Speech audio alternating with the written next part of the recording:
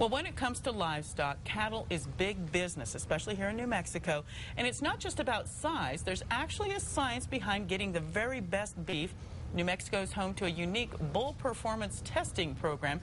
Joining us this morning is Manny Encinas with the New Mexico State Extension Animal Resource Department. That is a mouthful. And he's also a beef cattle specialist. Now, Manny, it's good to have you with us. Now, you are putting bulls at high altitude. Why? Well, as you well know, again, like you said, we have a lot of cattle in this state. We raise a lot of cattle in the high altitude areas of New Mexico. We decided to develop a bull performance testing program that would focus in on one of the major killers of cattle grazing on high altitudes. We designed a program to test their susceptibility to brisket disease or high altitude disease at the Valles Caldera National Preserve. Now, 6,500 feet in altitude really is not that high for New Mexico. A lot of people raise beef at that altitude, and then they were losing these cattle, but they didn't know why? You know, again, we always experience various death losses on our operations in New Mexico.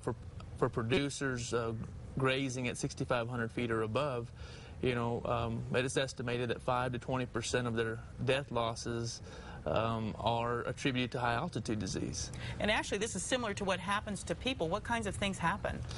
Basically, the cattle are they have an inability to basically efficiently use oxygen. So it results in congestive heart failure, and basically it's a fatal disease.